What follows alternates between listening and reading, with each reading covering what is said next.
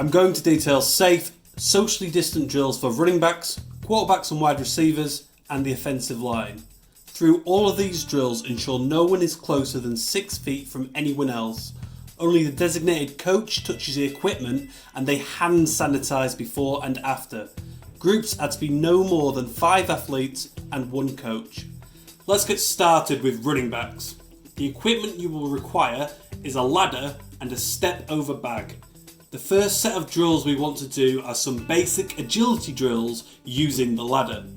Start with the salsa drill, which helps open up the hips and is great for mobility. Then work on foot speed with the back and forth exercise.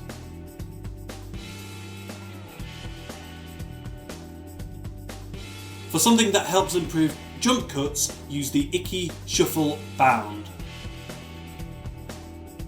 This is similar to the normal Icky Shuffle, but rather than stepping out of the ladder, you're bounding out and using the explosive step to bound back in. Next, onto the crossovers, which are great for change of direction. Finally, single leg bounds for explosiveness and for power. It's not an exhaustive list and there are dozens of ladder exercises you can do. The next area to focus on after agility is jump cuts. Start with basic and fundamentals. Accelerate out, then decelerate and jump laterally.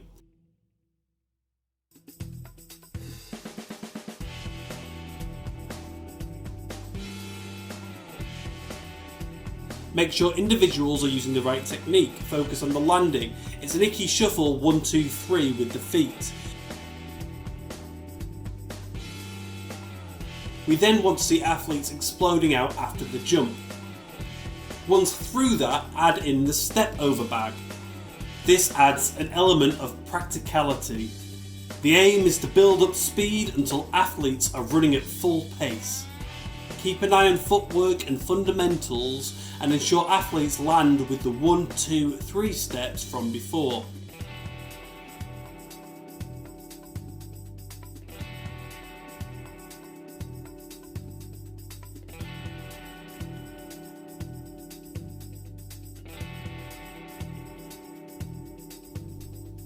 The final area we will focus on for running backs is reading and reacting.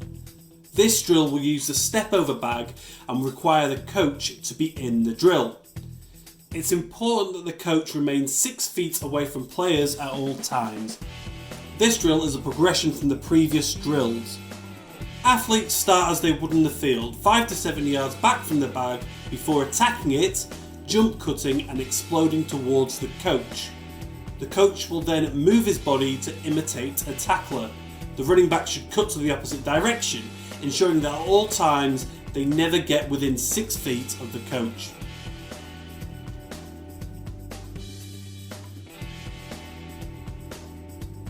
Quarterback and wide receivers. These drills require a ball, hand sanitizer, and for the players to wear gloves and maintain social distance.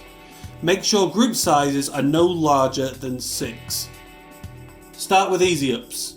Run at 75% and get the receivers to focus on tracking the ball from the QB. Receivers might not have been catching for a few months, so you need to ease them back into things and build up their confidence. Ensure that everyone is at least 6 feet away from each other at all times. Make sure that your quarterbacks are regularly sanitizing their hands and no one is touching their faces.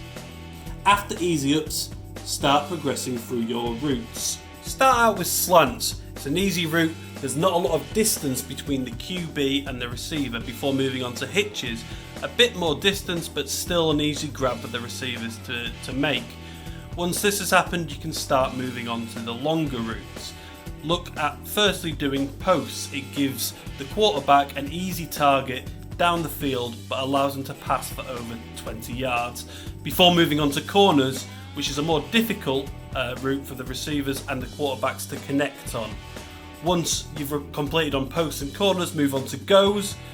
allow your receivers to really open up, get up to pace, practice their sprinting, and get the timing down between quarterbacks and between your receivers. You can then move on to more complicated routes like post corners, anything that you've got in your playbook which is specific to you, or move on to wheels. Focus on getting your receivers out there and down the sideline. Wheels are a great route to make sure that you're getting your quarterbacks to connect at the right time with your receivers.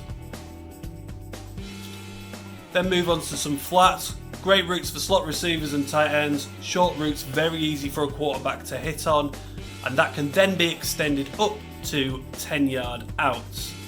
Some playbooks will see 5 yards outs instead of 10. By all means, do these. Ensure that everybody sanitises their hands and that the ball is cleaned off after drills. Offensive line. As with the other groups, maintain social distancing and keep group sizes to 1 coach and 5 players. Start with stance. Ensure feet are slightly more than shoulder width apart and parallel, pointing up the field at the same angle. Sink hips until knees are at 90 degrees. Head up, chest proud, and hand in the dirt.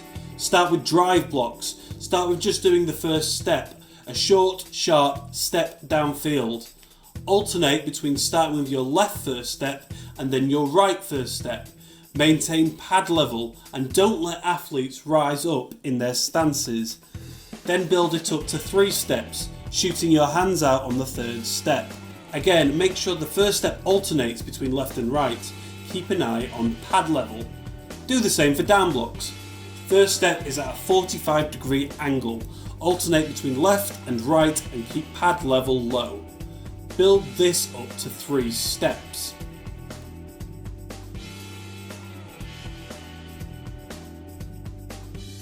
For reach blocks, the first step is at 90 degrees, opening up the hips. The step is lateral and does not go backwards. Practice the first step both ways before building it up to the 2nd and 3rd steps. Both the 2nd and 3rd steps take you downfield to the outside shoulder of the defender. Focus on quickness and pad height. For pull blocks, the first steps differ from the reach blocks. Both are at 90 degrees, but the pull's first step is backwards. Ensure linemen are swinging their pull side elbows round to twist the hips. Do first steps in both directions before building in the next steps. The next steps are sprint steps. We need linemen to cover as much ground as possible in the shortest time, thus building up momentum. We want our linemen to finish blocks and sprint through at least 10 yards. To guarantee social distance, only do this 1 lineman at a time. Next, practice hinge blocks. First step is laterally inside, followed by a quick 2nd step inside and back. Do this both ways, both left and right. Focus on quickness and getting the O-lineman's head to the outside with hands up ready to block. He needs to be able to anticipate the blitzing linebacker or the defensive end coming to get him. Finally, we do mirror drills. Do these 1 athlete at a time. Stand at least 6 feet back from them and move left and right. The athlete should mirror your movement and be kicking back slightly the wider you go. As you come back to where you started, the athlete should be posting up and getting closer to their starting point. Right, that's it for today. Thank you to everybody who's watched. If there's anything that you'd like to see in the future, any drills, maybe some defense specific ones, or breaking down further into some drills, then just let me know in the comments. I'm sorry that I couldn't get better videos. Obviously, with all the social distancing and everything that's going on, I couldn't go out there and film stuff for you, so I've had to use stock footage on YouTube. I'd really appreciate it if you could like and subscribe. It helps my channel grow. You guys take care, and hopefully I'll see you on the football field in a not too distant time.